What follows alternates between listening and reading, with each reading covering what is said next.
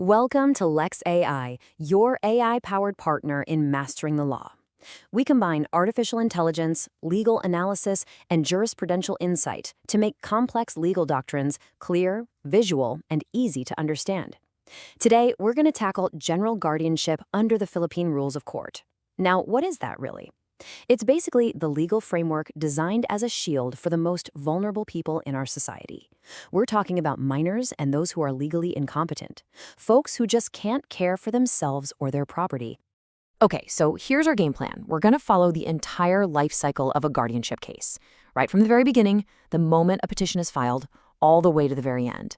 We'll cover where to start, how a guardian gets appointed, what they're actually supposed to do, how they handle the ward's estate, and finally, how the whole thing wraps up. All right, first things first. Before you can even think about appointing a guardian, you have to answer two really basic but crucial questions. Who actually needs a guardian? And where do you even file the case? That's what this first section is all about, the absolute fundamentals. So, when the law says incompetent, what does that actually mean? You know, it's way broader than most people think. We're not just talking about a clinical diagnosis of insanity here. The law uses what's called a functional test. It's really simple. Can this person manage their own life and their own stuff without help because of their age, a disease, or a weak mind? If the answer is no, and because of that, they're easy targets for scammers or manipulators, then yep, they can be considered incompetent under this rule.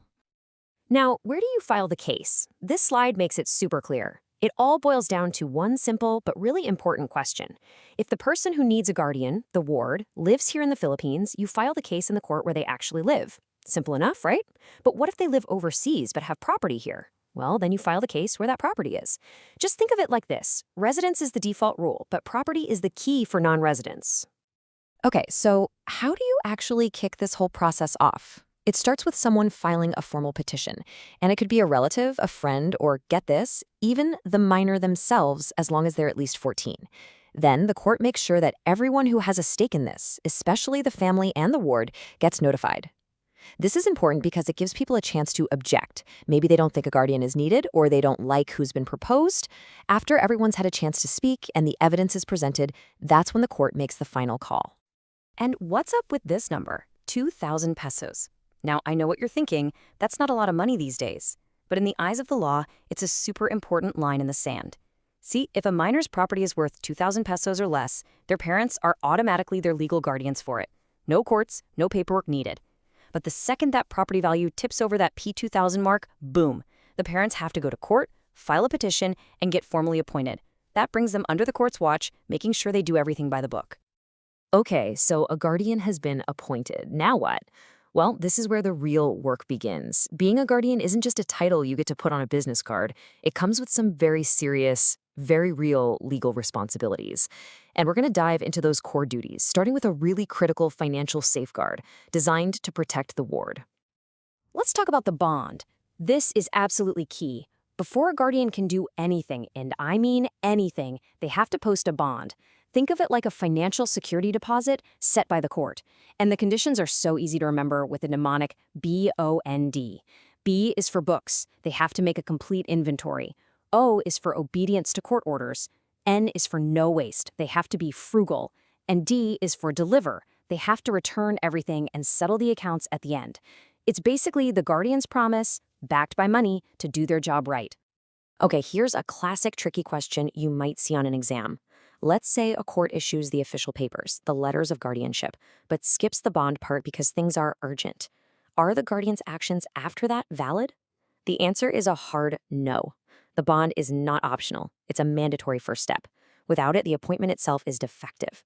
So any big moves that guardian makes, like selling property, it could be totally voided, and the guardian themselves could be on the hook for any damages. Ouch.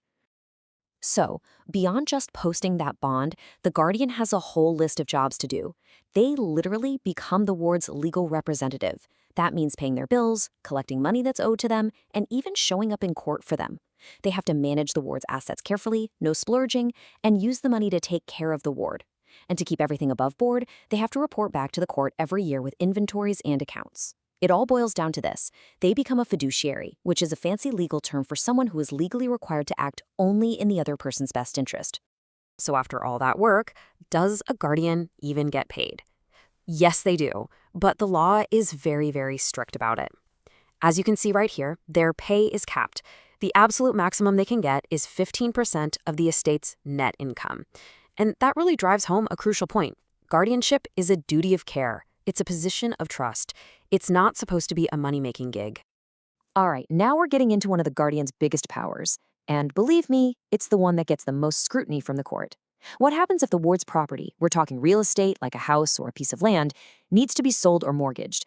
This is not something a guardian can just decide to do on a whim. The court has to approve every single step. If a guardian wants to sell the ward's property, they have to follow this exact four-step process. No shortcuts. First, they file a petition and they have to prove to the judge why the sale is necessary, maybe to pay for the ward's care or why it would be good for them. Second, the court tells the next of kin, giving them a chance to say, hey, wait a minute. Third, there's a proper hearing where everyone gets to present their side. And finally, only if the court is 100% convinced it's in the ward's best interest will it issue that order to sell. And here's a really critical detail about that court order. It's not good forever. It has a shelf life, an expiration date, exactly 1 year. So let's say a guardian gets the green light from the court, but then waits, 13 months to actually sell the property. That sale is no good. It's void, or at the very least voidable, because their legal authority to sell has simply expired. So is a guardianship a life sentence? Absolutely not. It's meant to be a temporary protective measure that lasts only as long as it's actually needed. So the big question is, how does it end? Let's break down the different ways a guardianship can be concluded. This slide does a great job of showing the two main ways this can go down, and they're very different. On one hand, you have the removal of the guardian. This is like firing the person in charge because they did something wrong. Maybe they became unfit, mismanaged the money, or just stopped filing their reports. The guardianship itself isn't over. The court just brings in a new guardian. On the other hand, you have the termination of the entire guardianship. This happens when it's just not needed anymore. The ward is found to be competent again, or a minor gets married or comes of age. The whole system is shut down. All right, here's another one of those tricky legal puzzles. An emancipated minor, let's say they got married, is now free from guardianship over their person. That means they can decide where to live, what to do day to day. But does that mean they have full-on adult powers to do whatever they want with their property? What if they try to sell a piece of land? Well, the answer is no. The law makes a distinction. Emancipation doesn't automatically grant them the right to sell real estate on their own. They'd still need consent. So that sale, it would be invalid. Whew, we've covered a ton of ground, haven't we?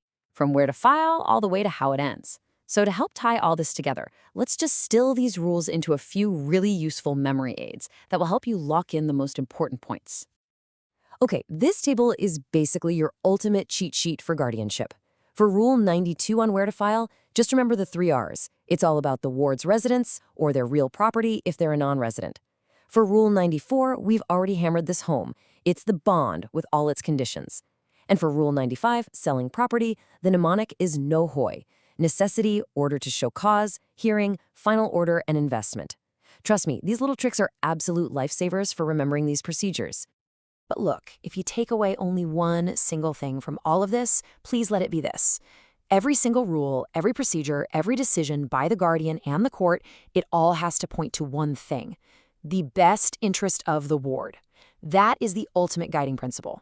In summary, this topic really teaches us that the entire legal framework for guardianship is all about the state's duty to step in and act as the ultimate parent, the parens patria, to protect those who can't protect themselves. And all of this leaves us with one final, really profound question to chew on.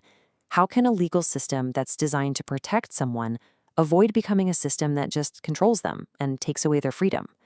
You see, guardianship law is a constant balancing act. On one side, you have the absolute need for safety, but on the other, you have the fundamental right to be your own person. And finding that perfect balance, that is the single greatest challenge at the very heart of guardianship law.